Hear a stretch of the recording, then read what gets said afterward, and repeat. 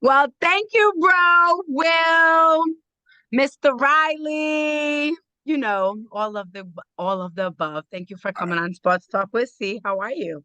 I'm excited to be here, man. You know I got multiple personalities. Whatever fits the mood. You know what I mean? You know what I'm saying? I'm here. I'm excited to be here. I love everything you're doing. Shout out to you, getting close to 100 episodes. That's a big deal. Thank you. Thank I, you. I feel like I probably should have been 100th episode. You know what I'm saying? Because when it come down to it, like we co-host. You know what I'm Right. saying? I'm probably going to end up hosting the Tonight Show. But I'm not. I ain't stunting that. I'll take whatever number I am right now. We're gonna say that's a lucky number. So 95. there we go. Well, my football number was 92. Look at that. See, Ain't, greatness. that ain't the same. Don't try to gas me up and butter me up. I'm not trying to It's hear the that. it's the greatness. Anyway, let us know. Well, let the audience know who you are and where you're from. I am William Teddyferro the third. I am the co-host of Full 94, along with my beautiful co-host here, in Miles Austin. I am the co-host of the main card on MTMV Sports with The Voice. I am also the co-host of the Culture Gumbo podcast, with my partner Shakira. Who you just in everything. But before we get into everything that you are part of, where does the love of basketball come from? Because your mind, especially with the history of basketball, is amazing. So where does that come from? I appreciate that. I'm from North Philly. Um, as a kid, all we did was move around a lot. It was just me and my mom's. So, making friends was cool, but it was hard to constantly keep friends. So one of the things that I always did was I collected basketball cards. I was real big and collected basketball cards. And my uncle used to take me to the Sixer game. So like my earliest memory of a basketball game was seeing I want to say it was Dr. Jan, like his last year. Okay. um Seeing that like as a shorty.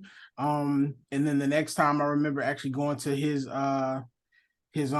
retirement, which was a big deal. That's when we had Clarence Weatherspoon. So basketball has always been a love for me. It was the one thing I could escape to, that I could watch outside of music.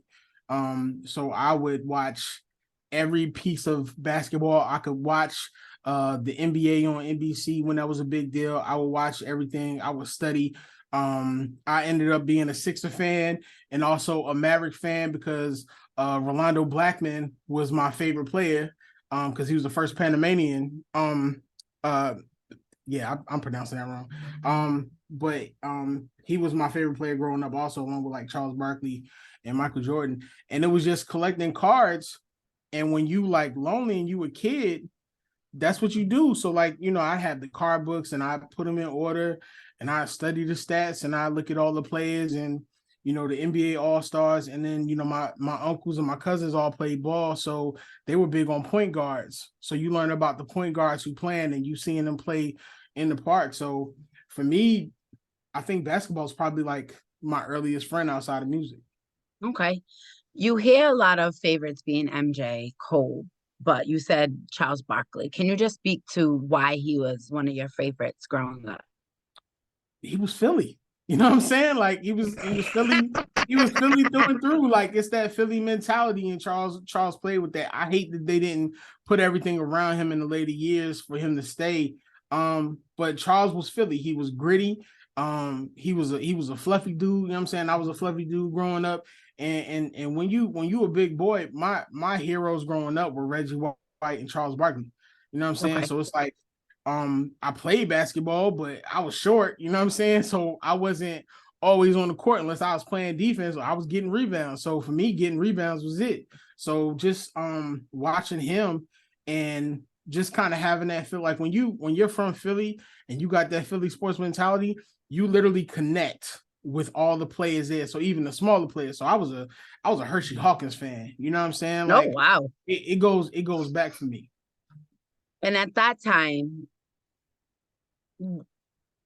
what would be the first word that comes to your mind when you hear basketball? Like as a kid. Savior. Okay. Why? Um, my mom did everything she could to provide for us.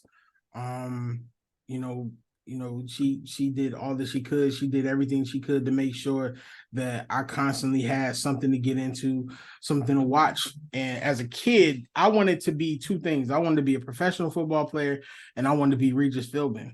But I also, yeah, I also loved the NBA commentating. So like Amar Rashad. So like NBA inside stuff for me was a early big thing. You know what I'm saying? And it was just like when you don't have anything, that's the one way that you connect with people when you move, because you're constantly moving and things are changing, and you can relate to people through basketball. You know what I'm saying? Hmm. If I was an aggressive kid, so I was constantly fighting. So the friends that I did make, I was making them because we could sit and we could talk about sports. You know what I'm saying? And like sports connects everyone. So like for me, Yes. basketball was like a savior. Like I still have cards that I had from like 4 or 5 years old. Cause mom's Wow. like that was how she splurged. She would give me the basketball magazines, or she would come home with like 3 or 4 pack of upper deck cards, and I put them in the cases. Maybe I know, but let the listeners know why MJ is your favorite player. Um, I mean that's easy. MJ is the GOAT. You know what I'm saying? I I love LeBron, and we converse about this all the time. And through our group chat, I don't have a problem with LeBron. LeBron is now top four for me. You know what I'm saying? But the things I saw Michael Jordan do as a kid, you can't discount it. Like when Michael had his time, it was his time. Like that's an entire era of basketball that you can say belonged to him. You can't say it belonged to anybody else. Seeing him score 69, seeing him put up, you know what I'm saying, the double nickel on the comeback. And then on top of it, I don't think people fully understand Michael on the defensive end was a monster. You know what I'm saying? If you made Michael run the point, there was times when Michael would have to run the point, even though Mahmoud Abdul Rauf and a couple of them point guards was eating them up.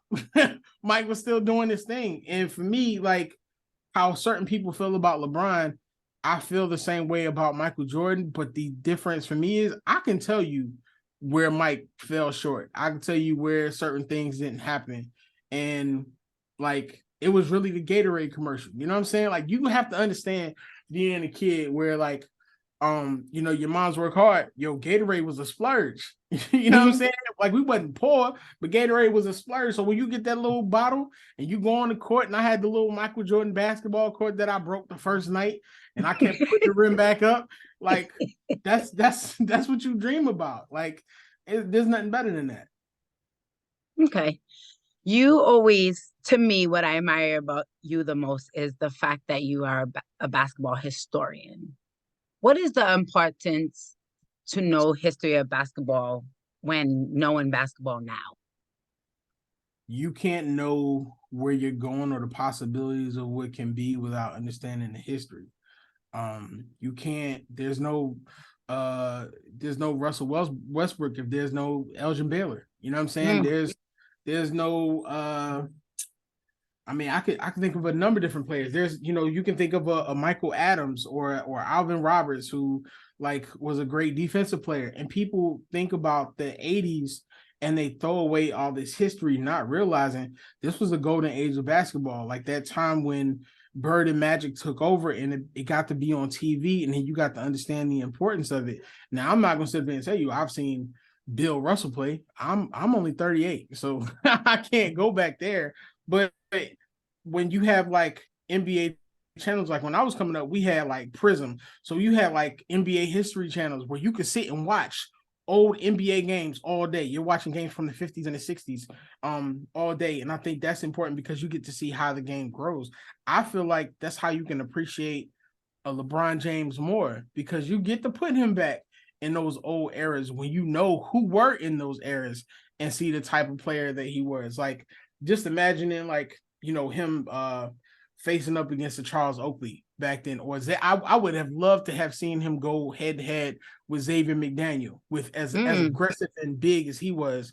So I don't disrespect what's currently happening, but I feel like people want to throw away history because we're such prisoners of the moment. Like that's Okay. why people don't appreciate Rakim, but they want to tell you everything about Drake. There's no Rakim Drake, is a monster. right? There's Okay. no Drake without that Rakim cadence. So, you know what I'm saying? For me, it's like knowing my history and being able to walk in any room and talk ball as much as possible. And when you hear basketball now, what is the first thing that comes to your mind? Excitement and possibilities. Like I joined MTMV like off a whim. I was already doing the Culture Gumbo podcast, but I remember the first thing Rick asked me was like, "Yo, what would you want to talk about?" And I was like, "I can talk football." I said, "But I love basketball."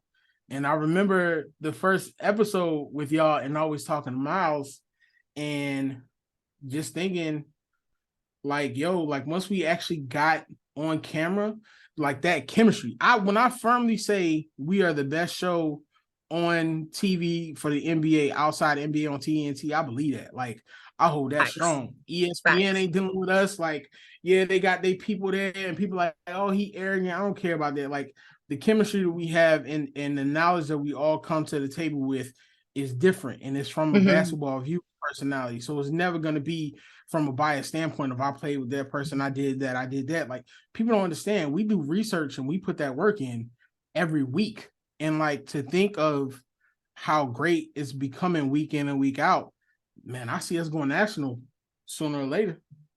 I just firmly believe you're gonna do something and you don't believe you can do it to the highest degree. Why are you doing it? That's a fact. That is definitely a fact. So when I interviewed JT and he said that the three ball changed basketball, do you agree? Yeah, greatly. Because if you look at the scores from the 80s to the 90s to the 2000s, like it's hugely different. Like Steph Curry with his accuracy back then, people don't probably won't agree, but he would have been a monster. Like he stretches the floor from the time he gets on the court. Like Hmm. the three ball completely changed everything. So everything that people loved about Larry Bird and how revered he was for being such a special and unique talent. Now you got that out of like 10 to 15 players. Everybody ain't as accurate as Larry Bird and Steph Curry, but you have that now out of multiple players. And like, I'm excited to see what the possibility is for the game to expand even further. Like, what else can they do? I like you said excitement and possibility because I do want to see what the game can bring, how it evolves, what else can it change. I want it to go back to, I'm more of a paint person, paint game. So I would love to see a little bit of the old school basketball come back. Mm. Um, but if you was to describe your basketball knowledge in one word, what would it be? Uh, wow, that's a good question. You might have stumped me on that one. I have to get you Uh, somehow. Detailed. Ooh, I'm why? detailed, yo, because I can bring I can, and this has happened on the show recently with when Julius was guest hosting. You can bring me whatever you want to bring me, but if I know that there are no facts behind that, I'm going to dispute that until the cows come home, and I'm gonna back it up with facts. Um, I said something last show that somebody else said something to me where I said Mikal Bridges could be Paul George, right? Well, if you look at Paul George's career stats through like his first 3 or 4 seasons, and you look at Mikal Bridges, they're not off. The They're only not. difference is Mikal was a third option, and Paul was a second option for maybe 1 or 2 seasons behind Danny Granger. Like Hmm. for me, it's paying attention to the detail because people will say stuff all the time and it'll be off. And I'll admit myself, there are certain times on the show where I look back and I was like, yeah, that was off, bro. Like, like go back and do it. And like we'll talk about it in the group text. But um, I feel like if you pay attention to detail, you can literally predict certain things to the best of its ability. Like, and I love to find the parallels between old players and new players because it gives me Yes, an you do. ability to be able to appreciate now and then and to be able to understand it more. So being as detailed as possible is dope. I'm not an analytics person though, so How do you like your knowledge of basketball is crazy, but also the knowledge that you have not only of men's basketball, but also women's basketball. So where Mhm. does that love come from? Because there's not a lot of people that love women's basketball. Yo, you pushed me to be better. Believe Did it or not, I? you pushed me to be better because I. So I have five sisters. And I love women in general. But You know don't do that. I have five sisters, and I always believe in like being as inclusive as possible and being able to know and not being a chauvinist. So like when we were younger, I did used to watch WNBA games because I was in love with Cheryl Swoops. that. Cheryl Swoops is just bad. To me, Cheryl Swoops is my goat. Remember that commercial with Rebecca, Lisa? What's the show? No, it was Lisa, Cheryl. I think it was Lisa, Cheryl, Rebecca, and they walk in, and it was I think it was like the first season, and they got Oh the yeah.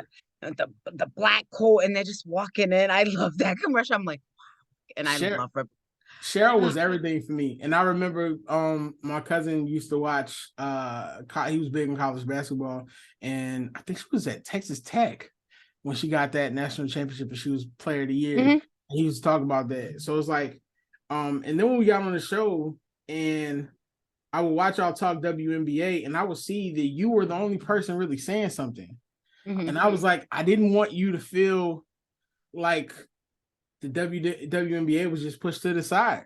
So I was watching games before, but you encouraged me to watch them even more just so like I could come to the table and like you wouldn't be alone when you was talking about stuff. So like that's you. Like you did that. You know what I'm saying? Because for you to be so knowledgeable about the NBA, it's only fair for us to put in that time and be as knowledgeable about the WNBA. And I'm still blown away by the stuff that you know and like you know what I'm saying, how you talk about WNBA games. So it's like, listen, you know what I'm saying? People only supposed to make you better. So that was my goal. That's a fact. That's why when you be throwing out names, I'd be like, oh, I gotta go find out who this is because the way he be talking about this play, I need to find out who that is. But your history about basketball is one thing. But not only do you know basketball, you know music, you know wrestling. So I Mhm. would definitely want to pick your brain about that. Where does that love from wrestling come from? Because I love wrestling when it was WWE. This new Yeah. WWE stuff, I don't know nothing about it. But Splurging for us was going to New Jersey, which was like the suburbs at that time, and watching professional wrestling with my grandfather. And we used to catch all the pay-per-views. But if you okay. remember back then, pay-per-views was like $50. So it was a Mm-hmm. big deal to like go to his house and watch the pay-per-views. And that was another thing to connect. I'm big on being able to find connections and being able to enjoy stuff. And for me, that was just another thing. And then when I got to college, um, in my second master's program, I got a chance to intern with WWE for the NXT initiative, which was amazing. The journey to do that got cut short because I got injured. I got sciatica and I got injured and I was dragging my leg like It's the worst. Oh, I was dragging my leg across campus. I was helping set up. I was doing all kinds of stuff, and it was just like, yeah. And so I was at the end of graduating, and then I ended up becoming friends with like a lot of wrestlers. One of my friends actually just got into the like the New York Theater Company or something like that. And I will also make connections with the people who are on the main roster now. So that was just something else. Like, I'm a loner by nature. I've got a handful of friends who've been friends for like I've been friends with for decades. And I connect with people. I'm an excellent people person. But being able to like watch wrestling or listen to music or watch basketball, you know what I mean? Like for me, that's my peace. Like right. I find peace in being able to connect with that because I was always an eclectic kid. Like you got ADHD and it's like the bad ADHD. You constantly getting in trouble, you got to find your peace somehow, or Right. you gonna get beatings all the time. Mm-hmm. And where did the which podcast did you have first? The Culture Gumbo podcast. Okay. And Yeah, that's music. Or that's is it it's it's basically pop culture, but Okay. we cover pop culture, but we cover Black culture in general. Okay. Like, so shout out to Shakira. I met Shakira in our business masters program, and we connected. And Shakira would always tell me too. She'd be like, "Yo, like, you wanna be Regis, and you know what I'm saying, you got to jump out there." And I had stuff happen in the past. I actually got a chance to audition for 106 in Park when they was looking for new hosts, Oh, and wow. I Look made at it to the that. second. I made it to the second audition. I left.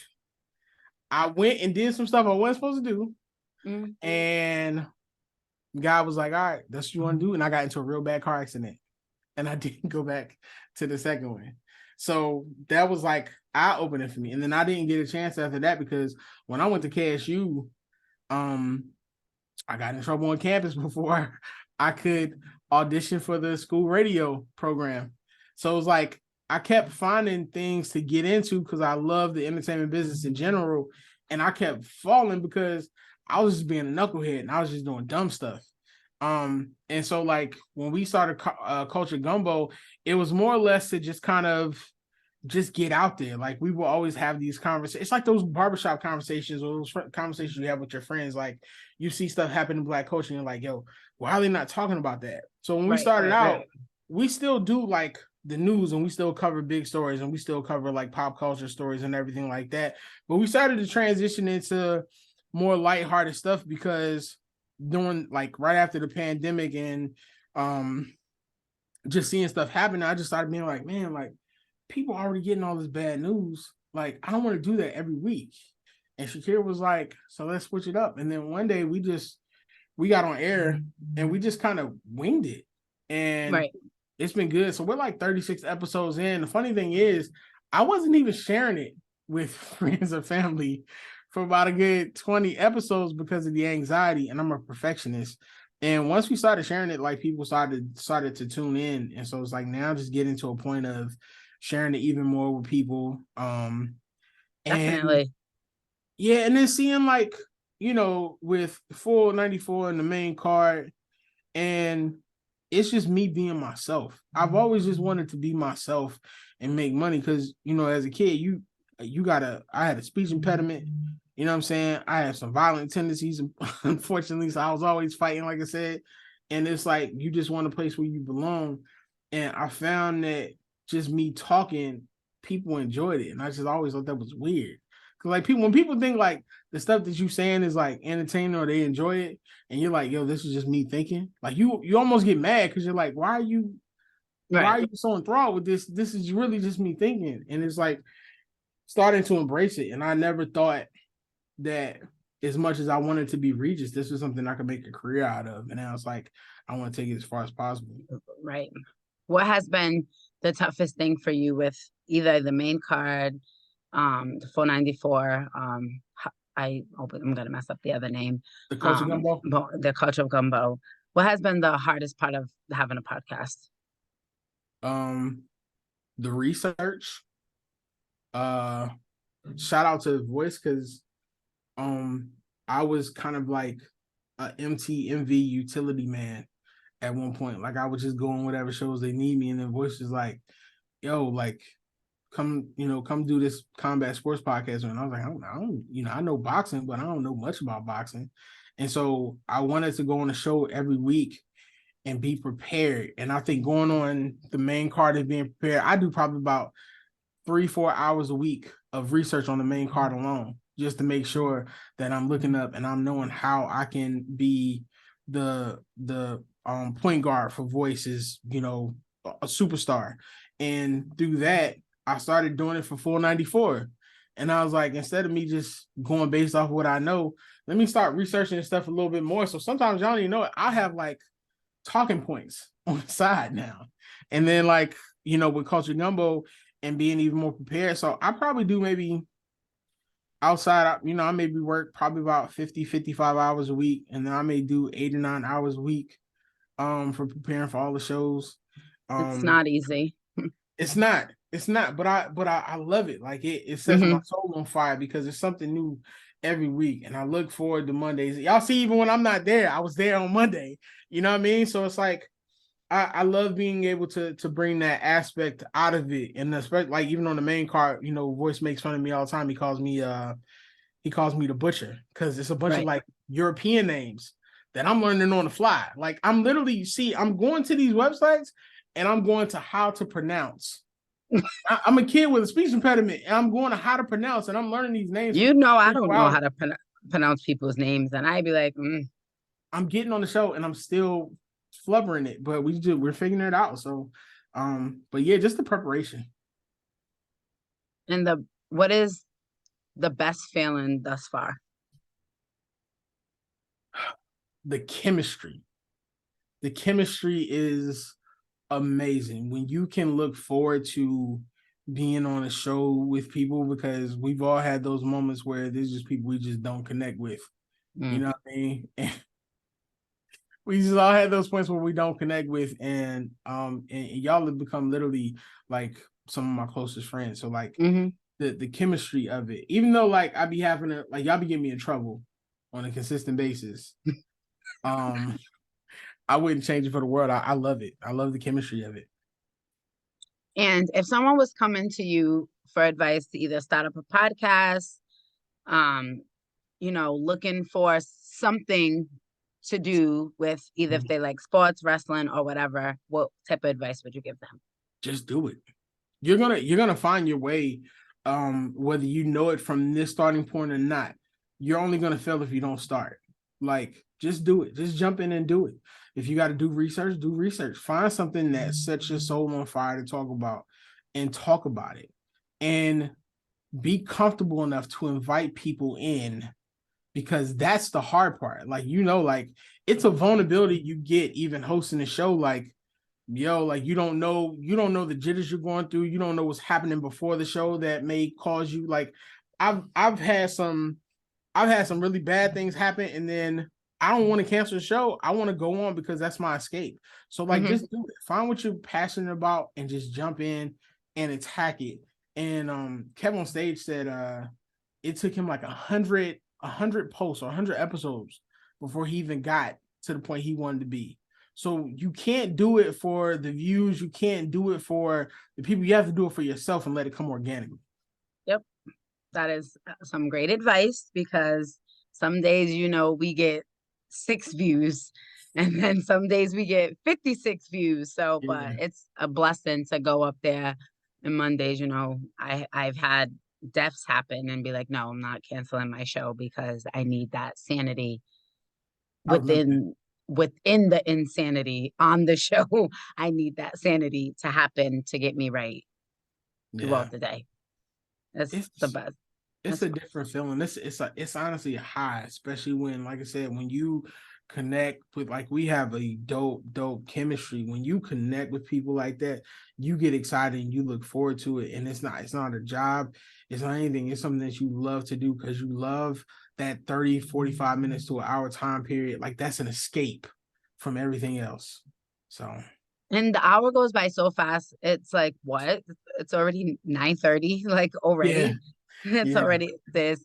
But I thank you, Will, for coming on and blessing Sports Talk with C. About time. It only took 95 episodes, but I get to bother you every Monday anyway. So thank you for coming on Every Sport. Monday, it text messages, your blasphemy about LeBron James on a consistent basis. I get it 24/7. You know what I'm saying? I You want the want to know people to what, know. guys? You want to know what? So before our show, Monday, we had an all-star draft. And the last two standing was me and him. And he tried to say I would pick Rudy Gobert. And who was the last two standing? And it was You only one. It was only one. What was it? The three? I was being funny when I said it, but you ain't telling the people what you did. What did I do? Because I was mad that I had a bitch fit because if I didn't get the first pick of So LeBron. okay. So let's call it what it is. So the order was supposed to be our guest, which was Julius, then you, He's then not a me, guest. He then comments. Miles. No, Okay, I'm well, go technically first. he's a guest. You and you know what? I stirred the pot, so it's partially on me. Exactly. Now You that you think about was it, like, you was like, yo, if I don't get the first pick, it's gonna be a problem. Y'all know how she do. I get the first pick, and she got the first pick, and I was like, yo, at that rate, because we were doing serpentine, so it's one and then two and then one. I was like, yo, she gonna end up picking Rudy Gobert, like, you know what I'm saying? No, I had a But pretty good squad. she still, you still came up short though. You came up short the Wilders rally, so it's all good. I came up short, but at least I wasn't Miles and came up first. Yo, Miles really thought his squad was really finna do something. Like we got him up out of there early. I Well, was Miles, so I was so shocked with all the people that was still left. Like yeah, when Kyrie was still up there at the time I was able to go, I was third because I picked yeah, him third. yeah. I was like, no, That's this when can't. that's when I knew you was gonna be there. I was like, how had nobody picked Kyrie yet, and he's still sitting there, and I couldn't take him because I had Dame, so I already knew what I was gonna You do. already exactly. So I was like, all Yeah, right, yeah, Kyrie's mine. So I already knew. But yes, thank you for coming to bless, my show. I love you, bro. Thank you for always being there when I have a breakdown, when I'm annoyed, when I want to laugh, when I need to talk, wherever you are always there. Short time you became family. I definitely gotta cook you some food because you are the only one that has not had the food. you So just need to fly into Orlando. Like and just cook you a whole full course meal because you I deserve it. literally work for a travel company. Like we can fly you and the guests down. Okay. Um, we can fly you and the guests down to make it happen because like I'm tired of hearing about this meal that happened, and you messed up my oxtails. So I'll make you some oxtails. yeah, they still in the barbershop asking me about feet. See, I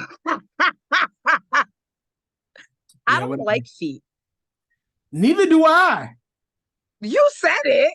No, no, All right, that's not what guys. I meant. That's not what I Bye. meant. I love you. Thanks for tuning in.